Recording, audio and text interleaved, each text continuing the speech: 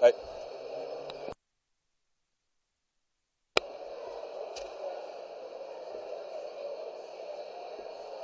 Is this on?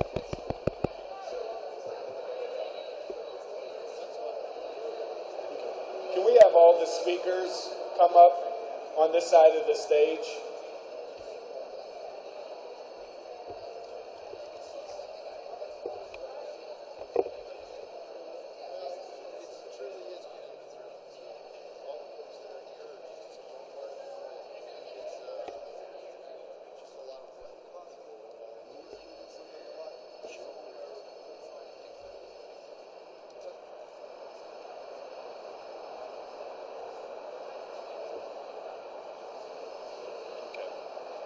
My name is Corey Buckner. I am the LGBTQIA+ Advisory Council Coordinator for the Mayor's Office. I'm also the manager for the Office of Community Affairs, and I'm really happy to have you all here today. We have some really exciting news for the city of Pittsburgh, and frankly, for our entire region. We have some special guests with us today, but we're going to start it off with Vanessa German, who is a local artist, activist, who's based out of Homewood and does a lot of great work in our community. She's going to come up and give a few words, some spoken word.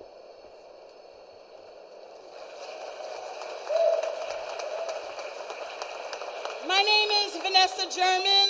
I am a proud Homewood resident. I am a proud Black, gay, feminist, womanist, environmentalist, humanitarian, speaking the truth. And I am deeply honored to be on this stage today and to be introduced by one of the great citizens of our community, somebody who has the human commitment and the political will to show up to work every day to create safe spaces where human beings can be as dimensionally human as they have the courage to be. And I'm an artist. I believe in the power of art, and I believe in the power of love, which means I believe in the power of how we are all here together. We earthling human beings, we creatures of carbon, starshine, and glow, we human beings are 99 to 99.9% genetically identical, which means we are kin. So turn to the person next to you and say, hello, relative.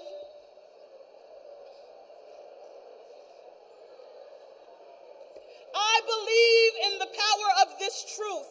I believe in the power of how we are all human here together. I believe that the future belongs to those human beings who can move with the love, the human commitment, and the political will to live inside the power of this truth.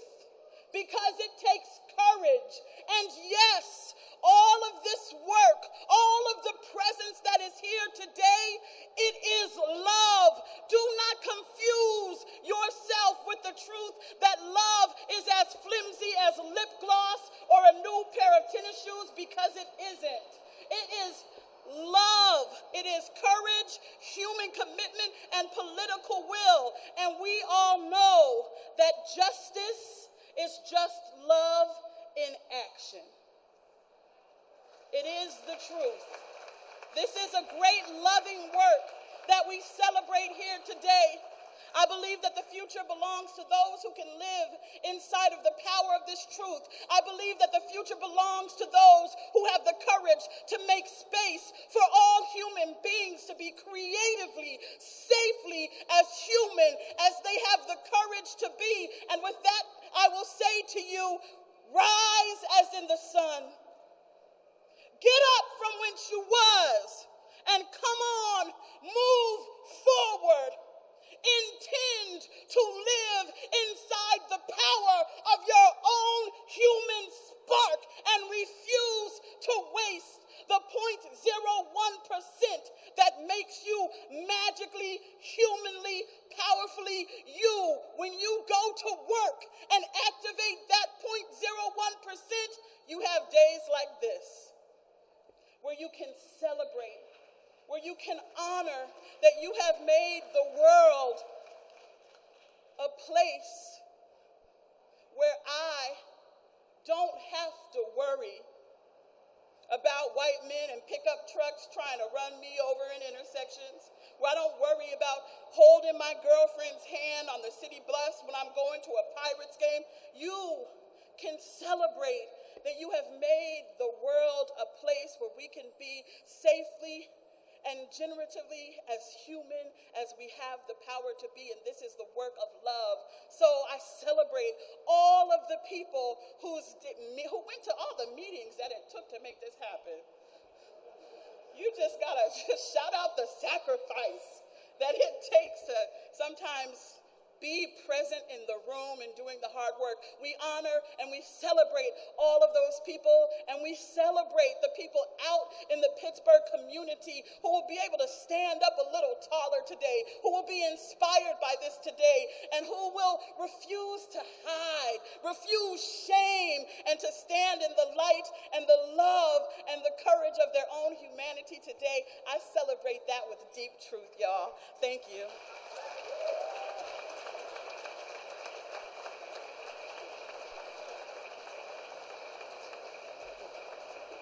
Thank you, Vanessa. I'd actually like to ask all the speakers to come up stage so that you can get a better look at them.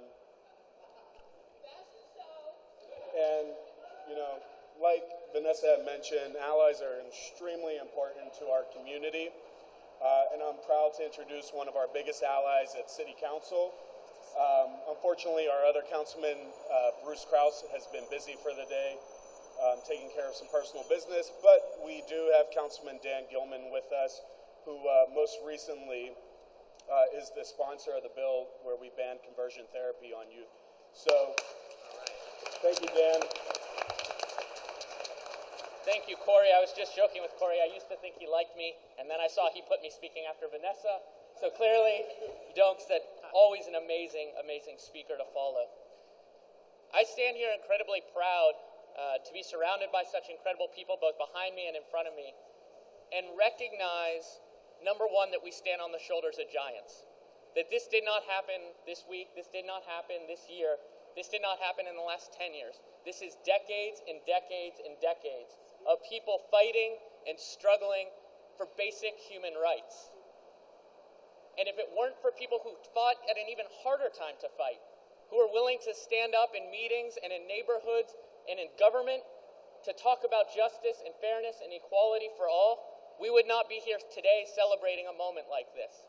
And also, let us recognize that as incredible as today's announcement is, and what a great statement it is for this city and this region, this does not mean we're perfect. We are far from perfect.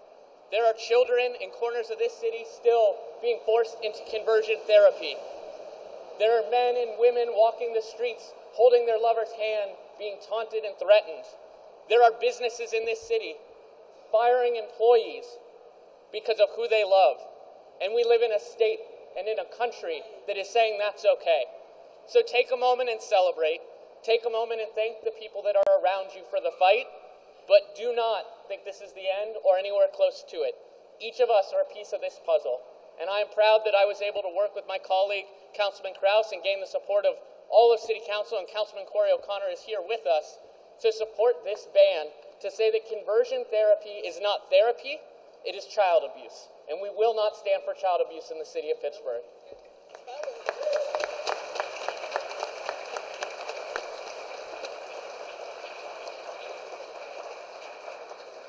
Thanks, Dan.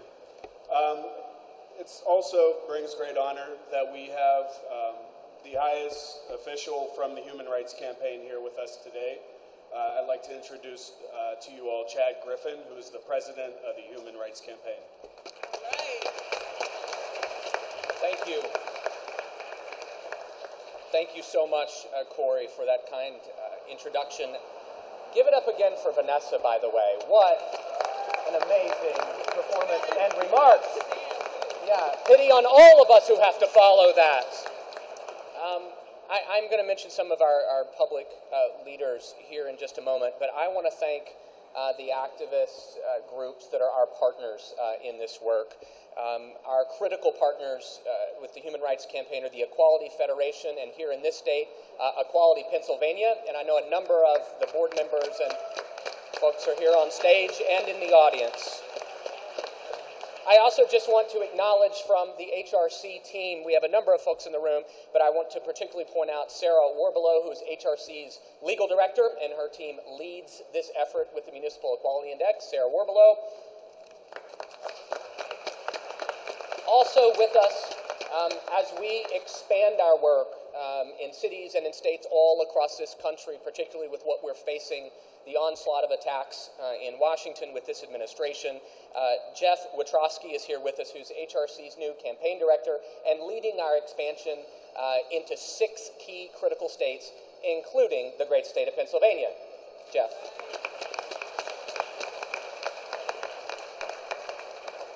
At this very moment, so much of our progress is under attack. In our nation's capital and in state legislatures across the country, anti-equality politicians have been emboldened by a political climate where hate and where discrimination have entered the mainstream.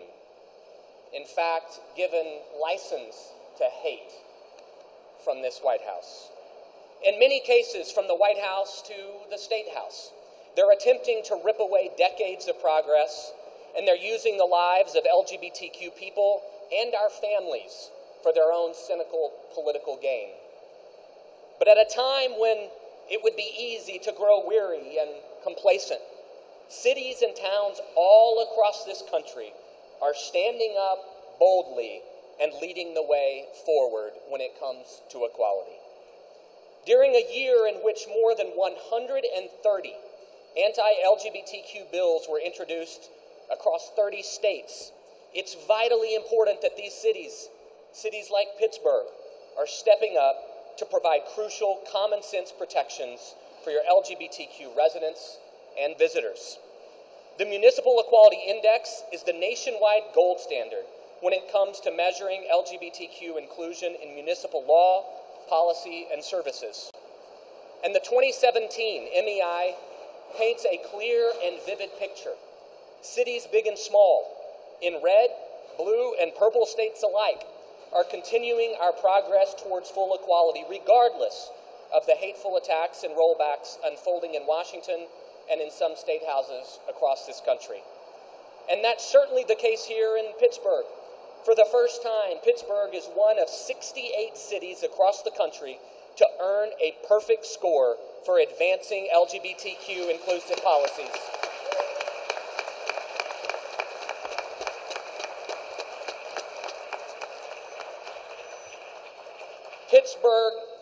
Pittsburgh has also achieved the Municipal Equality Index's all-star city status for its high score despite the absence of an inclusive statewide non-discrimination protection.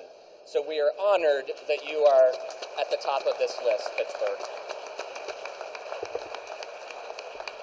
This city is sending a powerful message to every LGBTQ person, especially to our young people, who often fear rejection and who often face bullying simply because of who they are and who they love.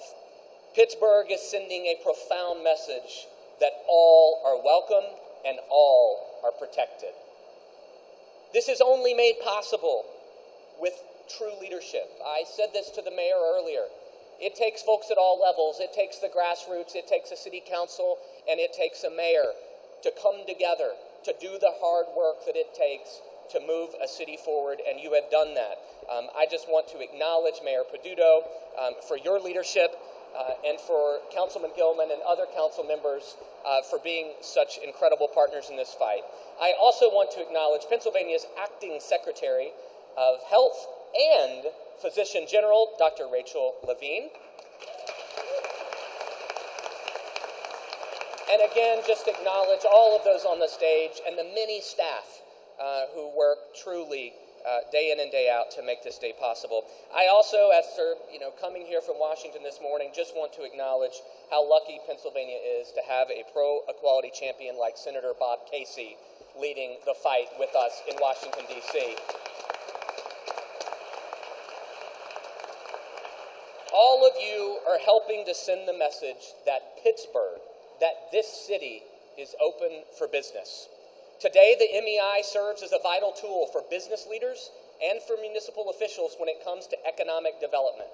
As businesses look for expansion and relocation opportunities, it has become standard practice to prioritize inclusive communities that value diversity. CEOs know that in order to attract and retain the best employees, they must grow their companies in places that protect LGBTQ people from discrimination and that open their doors to all of our communities. The MEI is the best tool to help these companies make crucial evaluations to determine which of American cities are welcoming and which are unwelcoming. Across the country, we see municipalities that want to spur development and improve the lives of their LGBTQ residents and visitors by embracing inclusive policies that protect fundamental rights for all. But we also see some municipalities and some states that pay a real price by not protecting everyone equally, or in the state of North Carolina's case, outright banning common sense civil rights protections. But Pittsburgh, you are leading the way. And HRC is so proud to work alongside you and the leaders of this city and the advocates here in this city and across the state to ensure that diversity and inclusion continue to be a priority for this city and others around this state. Thank you all very much for your leadership and for being here today.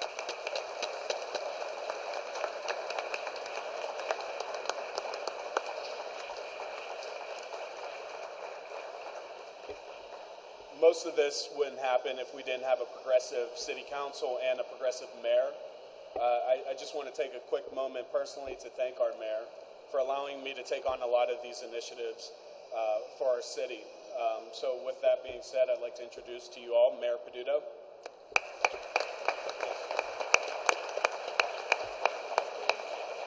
Well, with that, Corey, home run.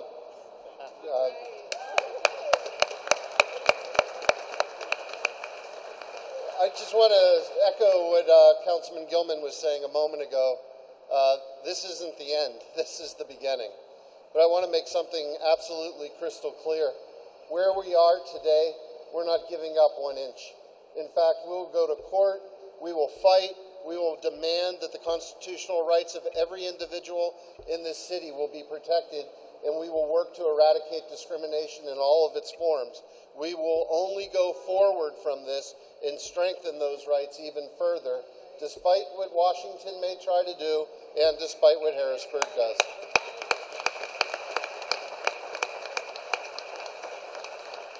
I've had the honor of working in city government for 23 years of my life. I know what today represents. Today represents the work of people going back decades, the work of courageous people who are willing to stand up in the face of great adversity, the work of people who had nobody behind them at the time, no elected official with courage to be able to stand with them, nobody supporting them, but they kept fighting for what was right for people. We stand here today because of that work, and we accept this recognition of where we are today only because of those that sacrificed before. And to everybody standing behind me, to everybody standing in front of me, all I can say is thank you. On behalf of the people of Pittsburgh, thank you for your courage. I also want to recognize Liz, who's here from Senator Casey's office, Aaron, who's here from Governor Wolf's office. Again, without allies at state and federal level, something like this does not happen. I'm welcoming all here today, including HRC President Chad Griffin and Physician General Rachel Levine, for coming to Pittsburgh on this special day. First off, we're thrilled that HRC has given Pittsburgh a 100% grade in the Equality Index, which is something our administration has been working on diligently for the last 4 years. Thanks to Corey Buckner and everyone on Pittsburgh's LGBTQ-IA+ Advisory Council, not only for their help, but for their guidance and practical ways to be able to make this happen. And also to council members Kraus, Gilman, and all of City Council for their courageous vote as well. But I'm here to deliver even more great news on this day. Pittsburgh is now offering full gender affirmation benefits to all employees and their dependents who are enrolled in the city's medical plans.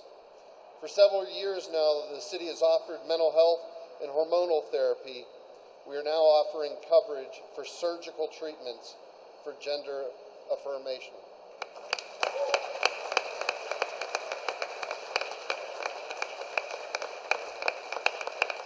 These benefits will be available to all union and non-union employees and their dependents who are enrolled in our health plans, and the City Personnel Department has been working hard on this for years, and it's my pleasure to announce this today as well. It's very important to note, it's not only that Pittsburgh ranked 100 in this report, but it's also important to note that in the United States, the average score is 57. We have much work to do, and we in Pittsburgh need to be the example and the leadership to show the rest of this state and the rest of this country how it can be done right. There's only 2 cities in all of Pennsylvania that score 100, Pittsburgh and Philadelphia. And I'm calling out to the mayors across this state. We are here to help you. We are here to help your borough, your township, your village, your city, to be able to recognize the rights of all of your people.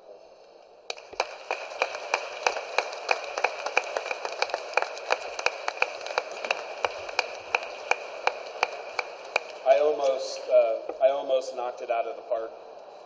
We can't forget about Allentown, PA. They also scored at 100%, and that has to do with me forgetting to add them, so I'm sorry.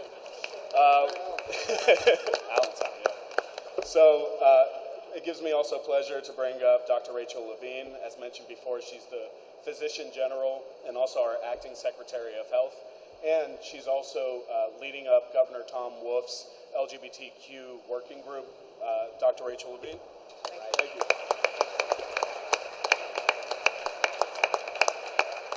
Good afternoon. It's a pleasure to be here, and thank you, Mayor Peduto. And I'd really like to offer from Governor Wolf and the Wolf administration our congratulations to you, to the City Council, and this great city of Pittsburgh on this outstanding achievement. And I would particularly like to thank you in terms of offering coverage for gender affirmation treatment. So thank you for the introduction. I am Dr. Rachel Levine. I'm the Acting Secretary of Health for Pennsylvania. I am the Physician General for Pennsylvania, and I am an openly transgender woman. I am very pleased and proud to be serving in Governor Wolf's cabinet. We have a very firm ally and supporter in Governor Wolf and the administration. Just approximately 1 year ago, Governor Wolf signed 2 executive orders to protect LGBTQ employees and contractors in the administration. As was mentioned, under the governor's leadership, we have a very active LGBTQ work group, which I am very proud to chair under the auspices of the governor's policy office. We also have really every agency, the whole alphabet soup of agencies that are participating in the work group. We have active stakeholders such as Equality Pennsylvania, Transcendental Pennsylvania, and the Pennsylvania Youth Congress that participate in our work group, and we're making monthly progress to protect all of our rights as LGBTQ citizens of Pennsylvania. Examples are that Pennsylvania Medicaid covers gender affirmation treatment in all of its aspects under the Department of Human Services. The Insurance Department has issued a statement for non-discrimination for insurance under its auspices. We work with the Department of Corrections. In the Department of Health, we have changed the birth control policy so that transgender individuals no longer need any type of surgery in order to change the gender on their birth certificates. We have made more expansive the HR policy for employees in transition, and we have a number of different work groups under the auspices of the Governor's Policy Office, one for transgender medical treatment, the other for data. One of them is meeting as we speak today. We continue to face challenges, however. With all the progress that we have made in Pittsburgh, and in other cities in Pennsylvania, we still have to make progress. There is no statewide non-discrimination legislation in Pennsylvania. I am extremely fortunate that when I transitioned, I was at the Penn State College of Medicine, which had a non-discrimination policy, but you have to be aware in most places in Pennsylvania, if I transitioned as a physician, they could have fired me. In most places of Pennsylvania, if I go and ask to buy a house or rent an apartment, they could say, oh, I've seen you on TV. You're the transgender physician general. We're not going to sell you that house or rent you that apartment. And that absolutely has to change. Now, we have made progress, but we haven't made progress until we all make progress. And there are particular groups in our society, in our culture, and in our family that still have not made progress, that are very vulnerable.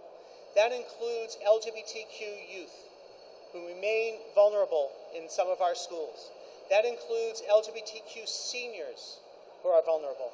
In the current federal climate, LGBTQ immigrants, and particularly LGBTQ minorities and people of color are very vulnerable in our society, and we haven't made progress until we've all made progress. One particular group would be transgender women of color, who are not just at risk for discrimination or harassment, but at risk of murder. And that is simply unacceptable in Pennsylvania and unacceptable throughout the nation. So, in summary, congratulations on this achievement. We still have more work to do. And to quote the esteemed Alexander Hamilton, or at least the musical, history has its eye on us. Thank you.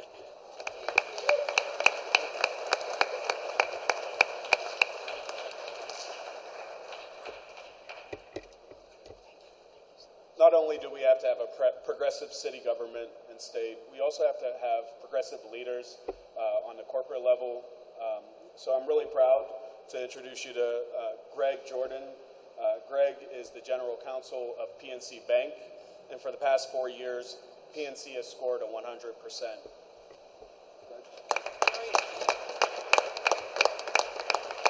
Hi, everybody. On behalf of all of my colleagues at PNC, we're really proud to be here today.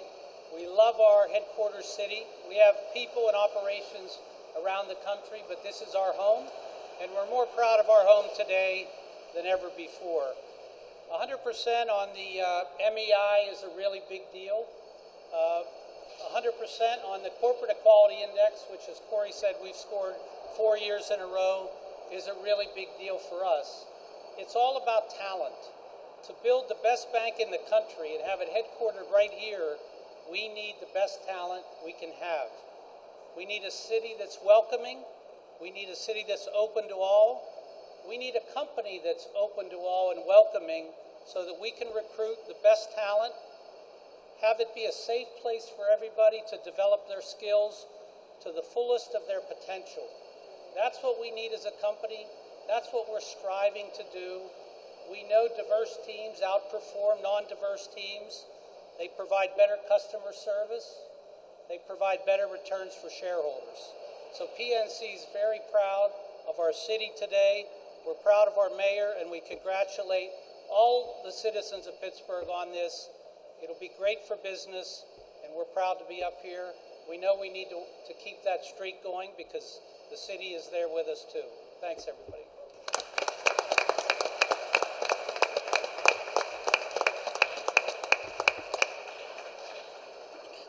So we also partner with Equality Pennsylvania, who's doing a lot of great work on a statewide level. We're very fortunate that one of our local residents, and also she serves on the mayor's LGBTQ-IA+ advisory council. She is the board member for Equality Pennsylvania. Her name's Tricia, and she's been doing a lot of great work for us. I just want to personally thank her because she's really been keeping our advisory council intact.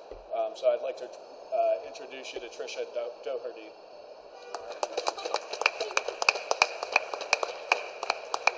Hello, everyone. My name is Tricia Dougherty. I am the president of the Equality Pennsylvania Education Fund, and I am a proud Pittsburgher, and I am a proud member of the mayor's LGBTQ-IA+ Advisory Council. And it's humbling to know that the recognition that the city of Pittsburgh is receiving today has been years in the making and has come from the work of countless people of conscience who've devoted their time and energy to advancing the rights of LGBTQ folks. At Equality Pennsylvania, we're incredibly thankful for our municipal partners who work hard to do right by LGBT people in the Commonwealth. We're especially proud of Pittsburgh for amplifying the voices of LGBTQ folks through engagement, like the Advisory Council, and through access to critical services, like healthcare plans that cover transition-related care. At Equality Pennsylvania, we rely on the voices of people and politicians from Pittsburgh, as many of them are champions for equality and fairness, not just here in Pittsburgh, but also in Harrisburg on behalf of Pennsylvanians, and that is incredibly important. So Pittsburgh and Allegheny County were some of the first out of 44 municipalities to pass ordinances protecting LGBTQ people from discrimination. We were also the first to pass a conversion therapy ban as well.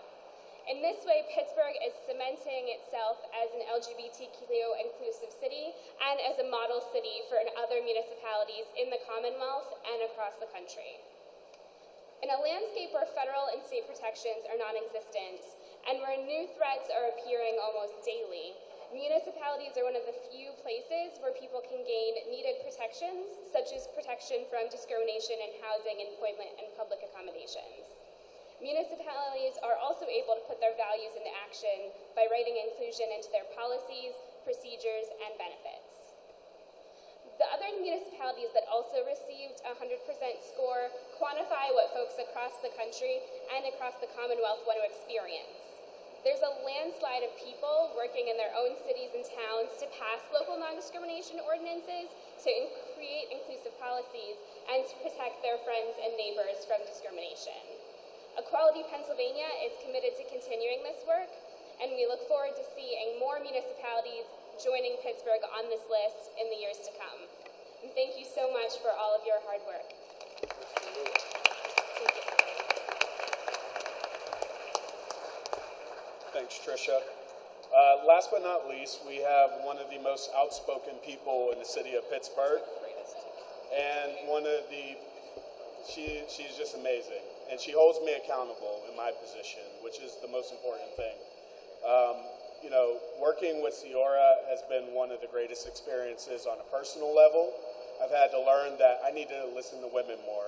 I need to listen to trans women more. I need to listen to women of color more.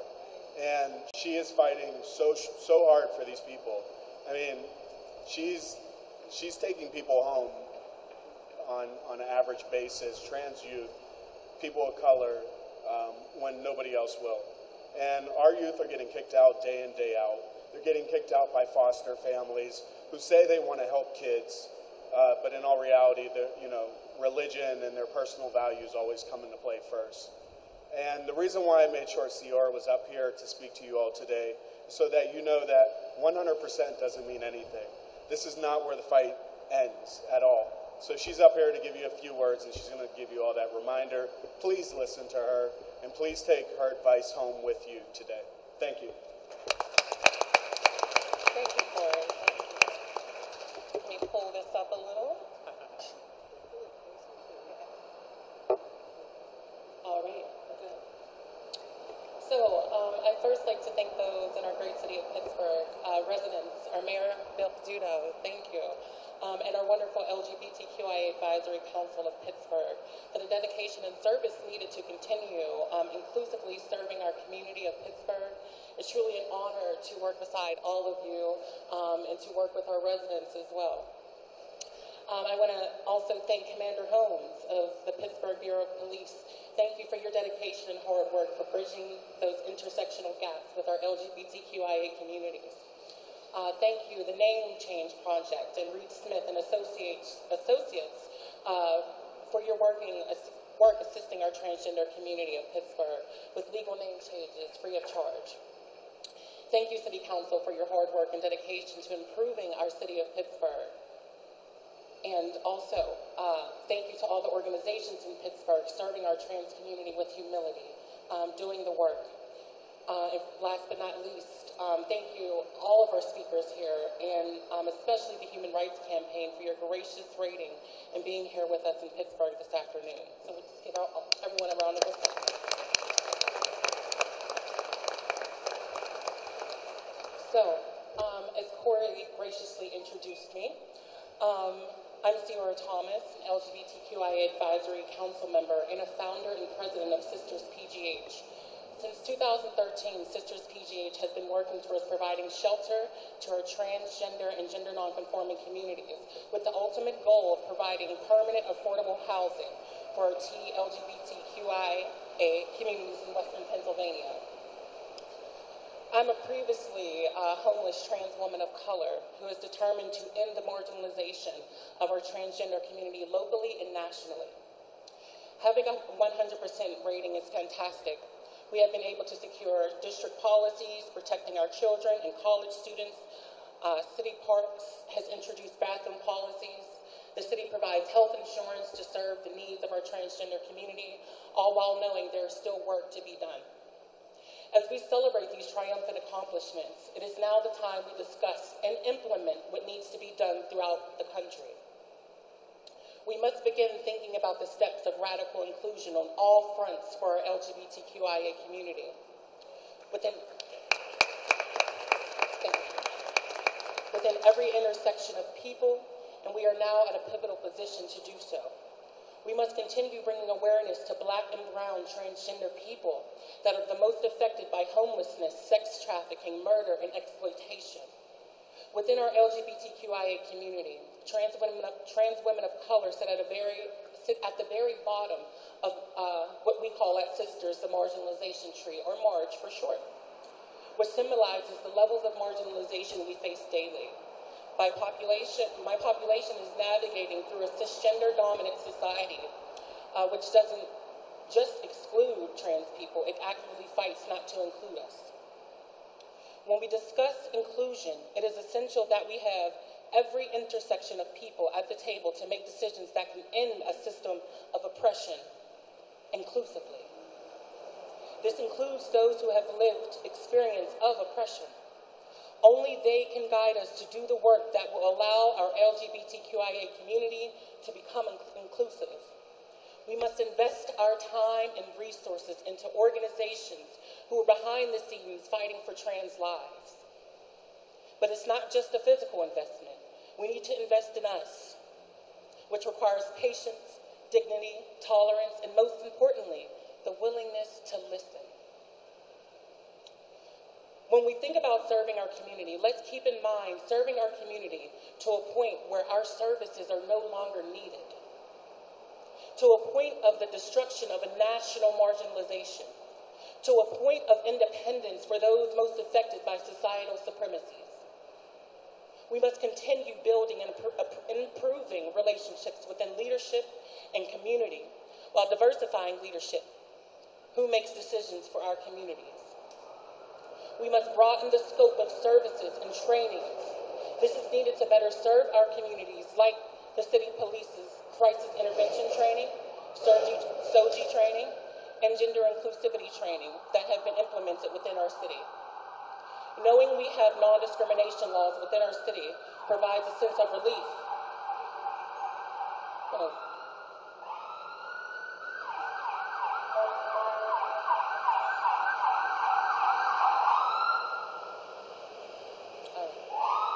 Sorry about that. I wanted you all to hear this. All right.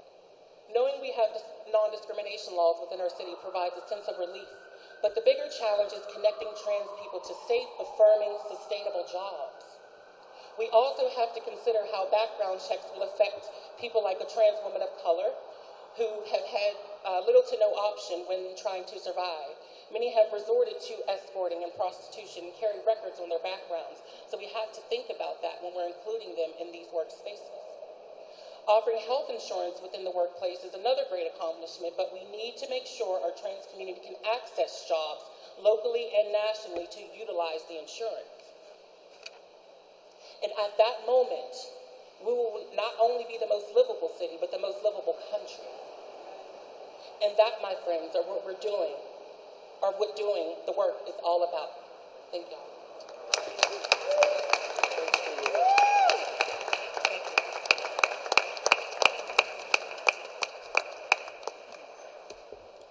Thanks, everybody, for coming out today. We will take questions a little bit later after the press conference. Again, I appreciate everybody who's out here, everybody who's helped to put this together, and everybody who's doing work on a citywide level. So, thank you. Thanks, man. Appreciate it. Thank you. Thank you. Great job. Thanks so much. Thank you, Mayor. Thanks for personally being here. Of course. Of course. It's an honor. It's an honor to be here. Absolutely.